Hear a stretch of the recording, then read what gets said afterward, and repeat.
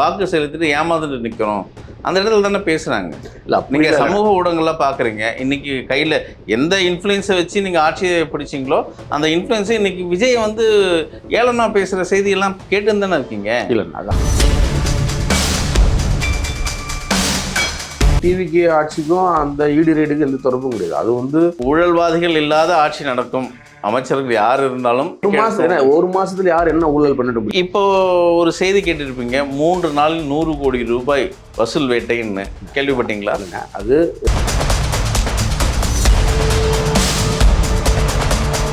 ஆனால் வந்து தாவேக்கு வந்து யார் ஓட்டு போட்டாங்களோ அவங்க அமைதியாக இருக்கிறாங்க. அண்ணன் விஜய் அவர்களுக்கு நம்ம வாக்கு கொடுத்துருக்குறோம், அதை இன்னும் ஒரு வருஷமாச்சு நம்ம பார்க்கணுன்றதுல அவங்க இருக்கிறாங்க.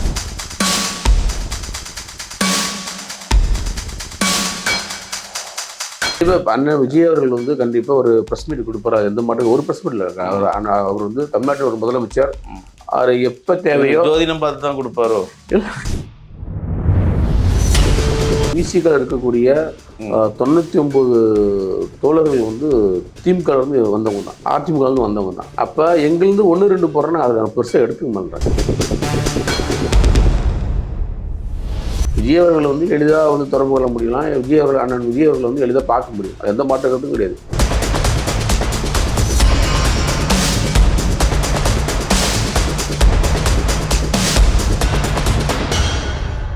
நேயர்களுக்கு வணக்கம். இன்றைய நிகழ்ச்சியில் நம்மோடு இணைந்திருக்கிறார் விடுதலை சிறுத்தையின் செயல்பாட்டாளர் திரு இசையமுதன் அவர்கள். வணக்கம் சார். வணக்கம். அரசியல் மாற்றங்கள் நிறைய நிகழ்ந்திருக்கு தமிழ்நாட்டில்.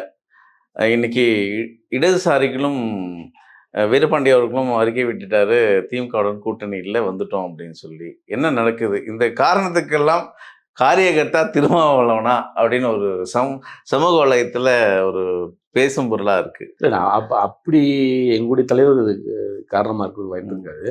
ஏன்னா எங்களுக்கு முன்னாடி காங்கிரஸ் போயிட்டாங்க, காங்கிரஸுக்கு முன்னாடி அதுக்கு பின்னாடி கம்யூனிஸ்ட் வந்தாங்க, அதன் பிறகு 3வது கட்டமாக தான் நாங்கள் வந்தோம். ஆனால் நாங்கள் வந்து ஆட்சியில் பங்கெடுத்துக்கிட்டோம், காங்கிரஸ் கூட்டணியில் பங்கெடுத்துக்கிட்டாங்க. இப்போ கம்யூனிஸ்ட் கட்சிகளும் திமுக கூட்டணி நாங்கள் இல்லை அப்படின்னு வந்து கருத்து சொல்லிக்கிறாங்க. உள்ளபடியே அது அவங்க தனி கட்சி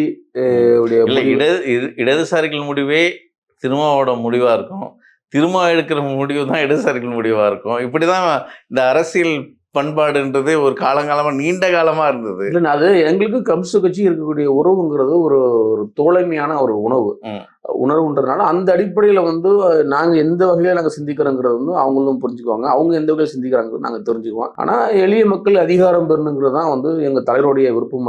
அதுதான் கம்யூனிஸ்ட் கட்சியுடைய விருப்பம் அதுதான். அதனால் அவங்களும் வந்து நாளைக்கு கூட இல்லை வர சமயத்தில் கூட அவங்களும் ஒரு ஆட்சியில் பங்கெடுத்து கூட வாய்ப்புகள் உண்டு. அதை நம்ம வந்தாலும் அதை நம்ம வரவேற்று தான் செய்யணும். அதனால் நாங்கள் வந்து இந்த நிகழ்வுக்கு வந்து எங்கள் தலைவர் அவர்கள் காரணம் இல்லை, அது தனி கட்சி, அவங்க ஆல் இண்டியா பார்ட்டி, அவங்க எடுக்கக்கூடிய முடிவுகள் தான் பொருந்தும். அது நாங்கள் எடுக்கக்கூடிய பொருந்தும். விஜய் ஆட்சி அமைத்து 1 மாதம் நேற்றோடு முடிஞ்சிருக்கு. இந்த 1 மாத அரசியல் ரீதியான உங்களுக்கான அந்த இடம் இருந்ததா? விஜயோட அரசியல் எப்படி பார்க்குறீங்க? விஜயோடைய அரசியல் மிக சிறப்பாக இருக்கு, நான் எந்த மாற்றத்தும் கிடையாது. ஆனால் விஜயோடைய செயல் திட்டங்கள் இருக்கட்டும், இல்லை என்ன செயல் திட்டம்னா என்ன பண்ணியிருக்காரு சொல்லுங்க. எல்லாம் பண்ணிருக்கு. எது நான் பண்ண என்ன நீங்கள் சொல்லுங்களேன், என்னென்ன பண்ணிருக்காரு? ரைட்ண்ணே. இப்போ போன ஆட்சியில் வந்து திமுக கொண்டு வந்த திட்டங்கள் வந்து அதை மறுபடியும் தொடர்றதே அது ஒரு பெரிய சாதனை தான். ஏன்னா ஒவ்வொரு ஆட்சியிலும் கொண்டு வந்த திட்டங்கள் வந்து முடக்கிடுவாங்க, ஆனால் அது முடங்காமல் அதை கொண்டுட்டு வந்ததே பெரிய இதுதான். ஏன்னா இது 2 இதுவுமே வந்து தேர்தல் நேரத்தில் வந்துட்டாங்க. அப்படி இருக்கும்போது இவங்க திட்டத்தையும் வந்து இவங்க முடக்காம அவங்க திட்டத்தையும் நாங்கள் சேர்த்து நாங்கள் அரவணைச்சு கொண்டுட்டு போகிறோம். அதே ஒரு பெரிய விஷயம் இல்லை. திமுகவோட திட்டம் அதை விட விஜய் ஒரு படி மேலே போய் சொல்லியிருக்காரு. அவ்வளோதான். திமுக 1000 கொடுத்தாங்க, அதுக்கப்புறம் தேர்தல் அறிக்கையில 2000 சொன்னாங்க, இவர் 2500 சொன்னார். அந்த இதுக்கு இலவசம் வந்து திமுக ஏற்கனவே கடந்த 100 சொன்னாங்க, இவர் 200 சொன்னார். இது மாதிரி கொஞ்சம் மல்டிபிளாக சொல்லி தானே வந்து. ஆனால் அதே தான் இப்போதைக்கு போயிட்டு இருக்கு, இன்னும் மாறலை இல்லையா? 1 மாதம் தான் ஆயிருக்கு. கிட்டத்தட்ட ஒரு 60 ஆண்டு கால அரசியல் இருக்கலாம். திராவிட அரசியலுங்கிறது வந்து கிட்டத்தட்ட ஒரு 60 ஆண்டுகள் அரசியல் இருக்கு. திட்டங்களை செயல்படுறதுக்கு என்ன நேரம் காலம் என்ன வேணும்? கொண்டுட்டு தானே வராங்கண்ணே. ஏதோ ஒரு திட்டங்கள்ண்ணே. இப்போ அவங்க திட்டத்தையே வந்து நம்ம நடைமுறை கொண்டுட்டு போறதுங்கிறது அதுக்கே ஒரு செயல் வேணும்ண்ணே. அது வேண்டான்னு சொல்லிட்டு வந்து நடத்துறதுக்கு எம்ம நேரம் இருப்பது. அது நமக்கு வேண்டும். அது பேர் வந்து இலவசமா பயிர் கடன் தள்ளுபடி பண்ணியிருக்காரு. அதெல்லாம் நம்ம வரவேற்க வேண்டிய விஷயம் தானே இருக்குண்ணே. இப்போ அதே மாதிரி 100 பயிர்க்கடன் எங்க தள்ளுபடி பண்ணிருக்காங்க? 50,000 ரூபாய். அவர் சொன்ன வார்த்தை வேற.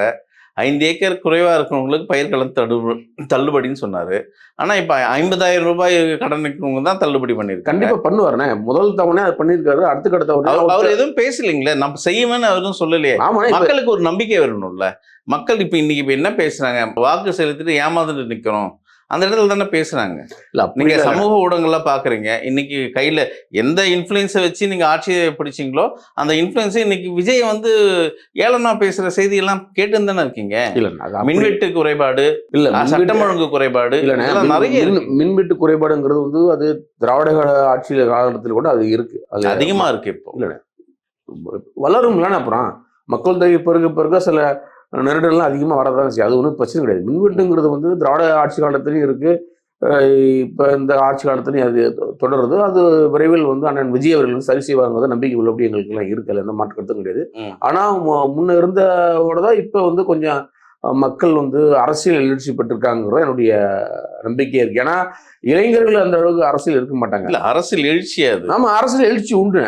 அரசியலுடைய எழுச்சி இருக்கு. என்ன காரணம்னா ஒரு முற்போக்குவாதிகள் மட்டும்தான் அரசியல் களத்தில் இருப்பாங்க. ஒரு சிந்தனைவாதிகள் மட்டும்தான் அரசியல் களத்தில் இருப்பாங்க. ஆனால் இன்னைக்கு ஒரு பொழுதுபோக்காக இருந்த நபர்கள் வந்து இன்னைக்கு வந்து ஒரு அரசியல் அதிகாரம் எடுத்து இன்னைக்கு வந்து அந்த அரசியல் விழிப்புணர்வு எடுத்து அவங்க இருக்கிறது போது விழுப்படி அதை வரவேற்கத்தக்க விஷயமா தான் நாங்கள் பார்க்குறேன். நான் குறிப்பாக ஆதவ அர்ஜுனா விஷயம், இன்னைக்கு இடி அவரோட சொத்துக்களை முடக்கியிருக்காங்க. இதை எப்படி பார்க்குறீங்க? ஊழலற்ற ஆட்சி நடத்துவோம்னு சொன்னாங்க. இன்னைக்கு உங்கள் அமைச்சர், உங்கள் கூட்டணி இருக்கிற அமைச்சர் அவரோட சொத்துக்களை முடக்கியிருக்காங்க. இதை எப்படி பார்க்குறீங்க? இல்லை, அவருக்கு வந்து டிவிக்கே வந்து இப்போ ஆட்சி வந்திருக்குண்ணே. அது உள்ளபடி நம்ம வரவேற்கிறோம். ஆனால் ஆதவ அண்ணன் அவர்களுக்கு வந்து கிட்டத்தட்ட எனக்கு தெரிஞ்ச ஒரு 10 வருடமாகவே அவருக்கு ஈடு வந்துகிட்டே இருக்கு. அதனால வந்து அது டிவிக்கே ஆட்சிக்கும் அந்த ஈடு ரேட்டுக்கும் எந்த தொடர்பும் கிடையாது. அது வந்து ஊழல்வாதிகள் இல்லாத ஆட்சி நடக்கும். அமைச்சர்கள் யார் இருந்தாலும் தலைமை யாரும் ஊழல் பண்ணல. ஒரு மாசத்துல யார் என்ன ஊழல் பண்ணிட முடியும்? இப்போ ஒரு செய்தி கேட்டிருப்பீங்க, 3 நாளில் 100 கோடி ரூபாய் வசூல் வேட்டைன்னு. கேள்விப்பட்டீங்களா? அது எல்லாமே கேள்விப்பட்டீங்களா? இல்ல என்ன அது ஆதாரபூர்வமா எல்லாமே செய்திகள் வரக்கூடிய செய்திகள் தான். இல்ல சமூக வலைதளம் வரக்கூடிய செய்திகள் தான். எதுவுமே வந்து இப்போ ஈடுங்கிறது வந்து ஒரு தீர்மானம், அரசு ஒரு தீர்மானம் எடுத்து போய் அவங்க மீது வந்து நடவடிக்கை எடுத்திருக்கிறாங்க, முடக்கம் பண்ணியிருக்கிறாங்க. அதேமாரி இப்போ பரவக்கூடிய இதெல்லாம் வந்து ஒரு பெரிய ஒரு வதந்தியாக தான் நாங்கள் பார்க்குறேன். நான் இது வந்து அண்ணன் ஆதவ அவர்களுக்கு வந்து கிட்டத்தட்ட 10-12 வருஷம், எனக்கு தெரிஞ்சு ஒரு 15 வருஷமா தெரியும். கிட்டத்தட்ட 10-12 வருஷமாவே அவருக்கு வந்து ஈடு ரேட்டு கொடுத்துட்டே இருக்கிறாங்க. அவருக்கு எனக்கு தெரிஞ்சு அவர் மேலே கிட்டத்தட்ட ஒரு 7-8 ஈடு ரேட்டு விட்டுருப்பாங்க. அதனால வந்து டிவிக்கு ஆட்சி காலத்தில் தான் அண்ணன் ஆதவ அவர்களுக்கு வந்து இப்படி ஒரு சோதனைங்கிறது வந்து கிடையாது. அவங்க வந்து தொழில் சார்ந்து அவங்க பண்ணுறாங்க, அதை நம்ம வரவேற்போம். ஆனால் அவங்க அது வந்து கணக்கு காமிக்கலாங்கிறது அவங்க அரசு கேட்டிருக்காங்க, அவங்க போய் சொல்லுவாங்க. அதன் கூட தான் அது கணக்கிட்டு நம்ம சொல்லிட முடியும்.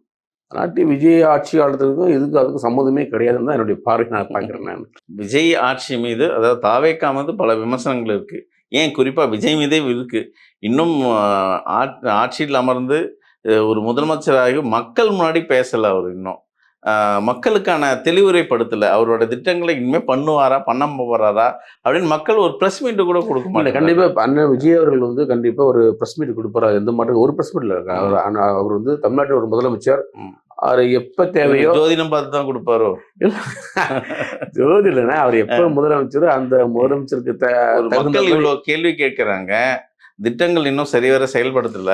இது எல்லாமே மக்கள் முன்னாடி நான் செய்யறேன், பொறுமையா இருங்க அப்படின்னு சொல்லலாம். இது எல்லாமே திமுகவை நேரடியா 6 மாசம் அமைதியா இருப்பீங்க. இதெல்லாம் வந்து எதிர்கட்சியுடைய வந்து ஒரு விமர்சனம் கூட எதிர்க்காம எதிர்கட்சிகளுடைய தொண்டர்கள் கூட இப்படி பண்ணலாம்ல. அண்ணன் விஜய் அவர்களுக்கு வாக்களித்த விஜய்க்கு ஓட்டு போட்டவங்க கேட்கறாங்க, அதை கூட திமுக பக்கம் திருப்பி விட்டா இல்லைண்ணே.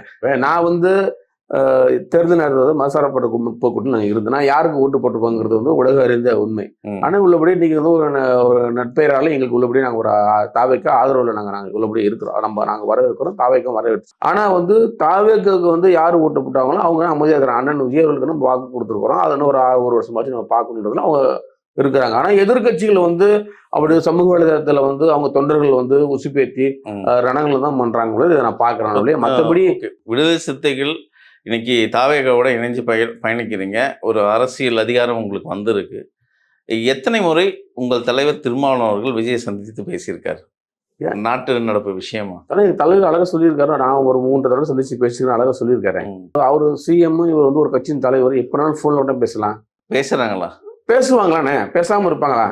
ஒரு தலைவர் ஒரு முதலமைச்சர் பேசாம இருப்பாங்களா? எப்படி? விஜய் கிட்ட போறது ரொம்ப கஷ்டம் அப்படின்றாங்களே. அது அவங்க தொண்டர்கள்ட்ட போறது கஷ்டமா இருக்கும். ஆனா வந்து எங்க கட்சி தலைவர் இன்னொரு கட்சி தலைவர் சந்திக்கிறது வந்து எளிமைதான். ஒரு தமிழ்நாட்டின் முதலமைச்சர் வந்து ஒரு நாடாளுமன்ற உறுப்பினர், ஒரு கட்சியின் தலைவர் வந்து கிட்டத்தட்ட ஒரு 2 எம்எல்ஏ வச்சிருக்கிறோம். அவங்க ஆட்சிக்கு நம்ம ஆதரவு கொடுத்துருக்குறோம். 2 சட்டமன்ற உறுப்பினர் வச்சிருக்கிறோம், 2 நாடாளுமன்ற உறுப்பினர் வச்சிருக்கிறோம். நாங்கள் போய் எளிதாக நாங்கள் வந்து தொடர்பு கொள்ள முடியும், எளிதாக நாங்கள் போய் பேச முடியும். அது எங்களுக்கு எந்த இடையே பிரச்சனை இல்லை. ஆனால் வெளியில் இருக்கக்கூடிய சில நபர்கள் வந்து அதை வந்து பார்க்கும்போது அப்படி இப்படி சொல்கிறாங்க. ஆனால் விஜய் அவர்கள் வந்து எளிதாக வந்து தொடர்பு கொள்ள முடியலாம். அண்ணன் விஜய் அவர்கள் வந்து எளிதாக பார்க்க முடியும். அது எந்த மாற்றத்தும் கிடையாது. அதனால தான் அவர் வந்து தினமும் சட்டமன்றத்துக்கு வளாகத்துக்கு வந்து பார்த்துட்டு முடிஞ்ச அளவுக்கு இறங்கி வந்து எல்லாத்துக்கும் வந்து கையசி கொடுத்து பார்த்துட்டு தான் போறாரு. இப்படி ஒரு செய்தியெல்லாம் வரக்கூடாதுன்றத பார்த்துட்டு போறாரு அண்ணன் விஜய் அவர்கள் வந்து. முக்கியமாக பனையூர் பாபு அவர்கள் விடுதலை சிறுத்தைகளின் தூணா இருந்தவர். ஒரு விடுதலை சிறுத்தைக்கு வெளிச்சம் போட்டு காட்டிய ஒரு டிவி, வெளிச்சம் டிவி, அது ஒரு சலசலப்பை ஏற்படுத்தியிருக்கு. அதுவும் அவர் திமுகவில் இணைந்தவுடன் என்ன நடக்குது அங்க? திமுகவுடைய மனநிலை புரிஞ்சிக்க வேண்டியதான். இல்லை, என்ன பஞ்சாயத்து ஓடுது? பனையூர் பாபுக்கும் வெளிச்சம் டிவிக்கும் விடுதலை சிறுத்தைகளுக்கும் என்ன பஞ்சாயத்து ஓடுது? வெளிச்சம் டிவிக்கும் பனையூர் பாபுக்கும் எந்த பிரச்சனையும் கிடையாது.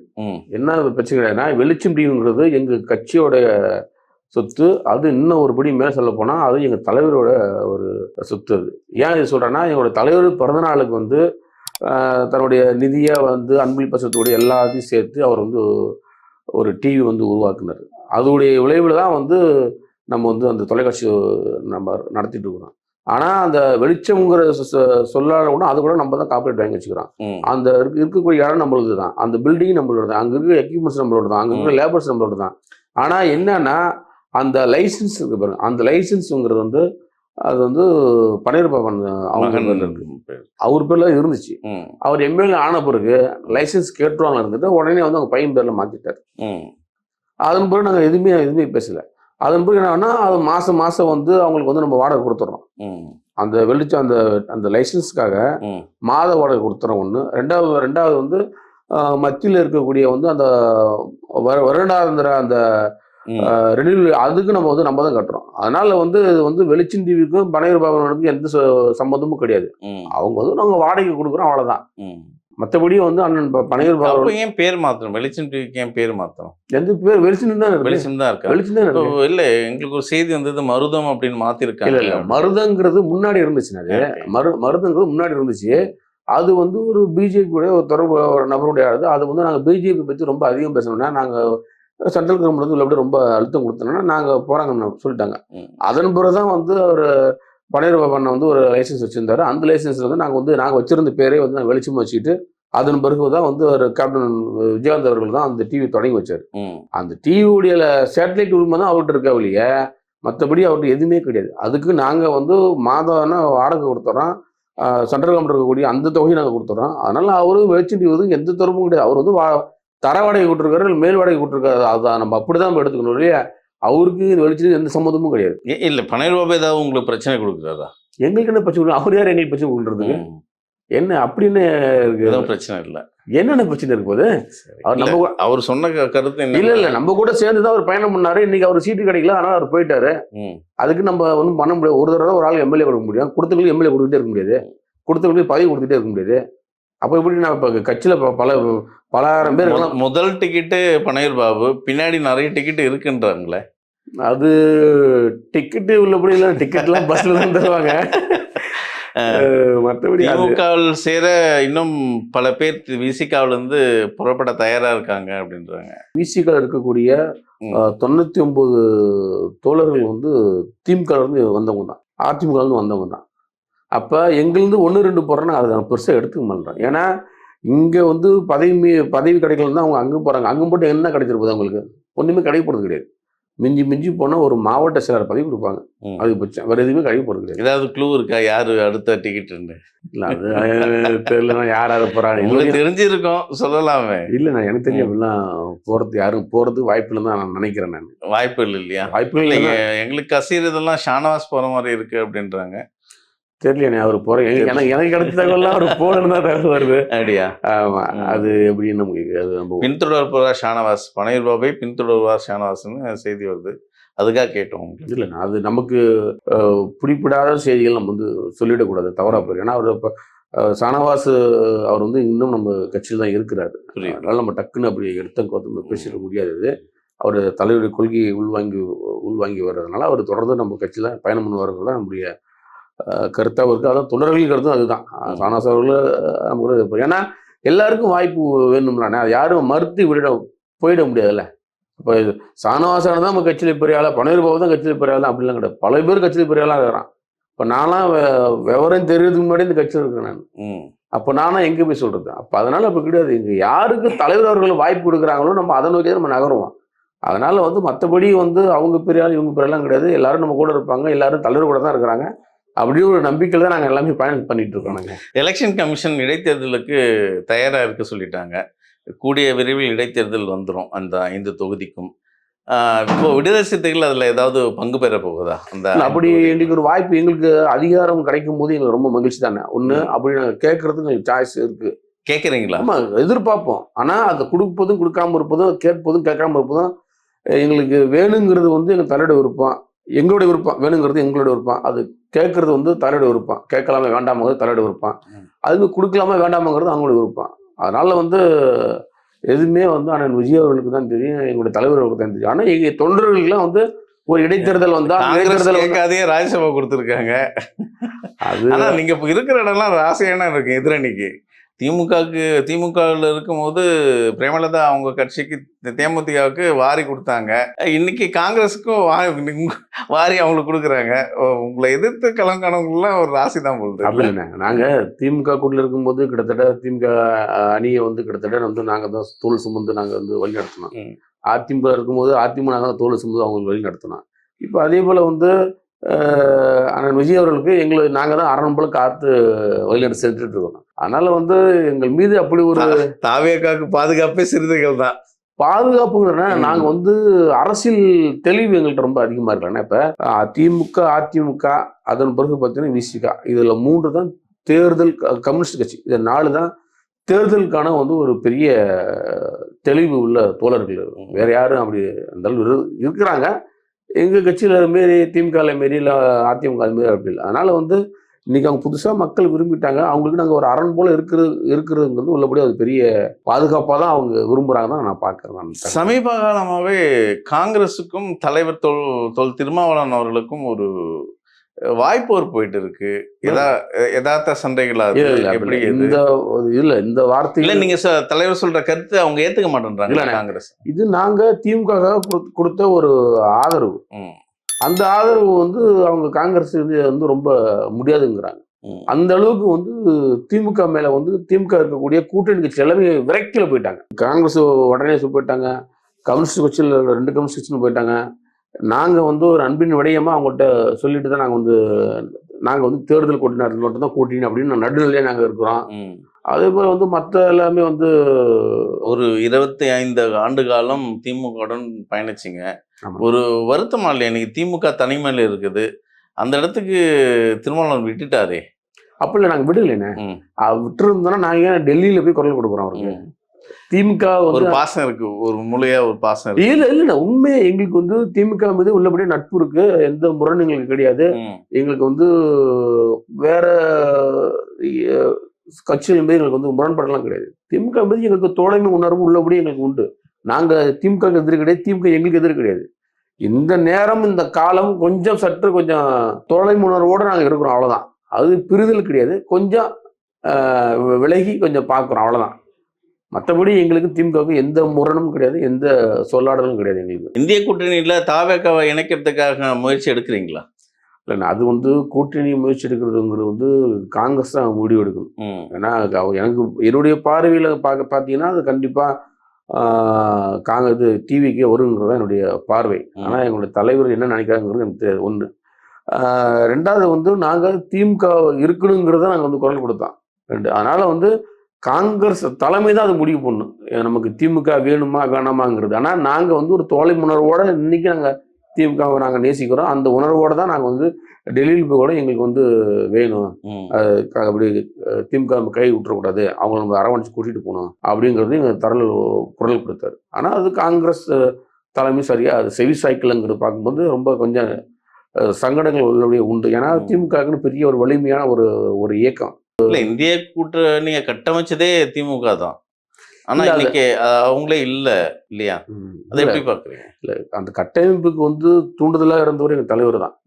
இங்க இருந்து மதசார்பற்ற முற்போக்கு கூட்டணி வந்து பெயர் வைக்கணும், இப்படி ஆர்கனைஸ் பண்ணணுங்கிறது தளபதி அவர்கிட்ட போய் சொல்லி பேசி எல்லாம் ரெடி பண்ணது எல்லாமே எங்க தலைவர் தான். அதே போல வந்து அங்கேயும் போய் வந்து நீங்க வந்து தமிழ்நாடு மேல நீங்க கவனம் செலுத்தணும், நீங்க வாங்க சேர்ந்து பயணம் வந்து எங்க தலைவர் உள்ளபடியே இருந்தார். அதுல எந்த மாற்றத்துமே கிடையாது.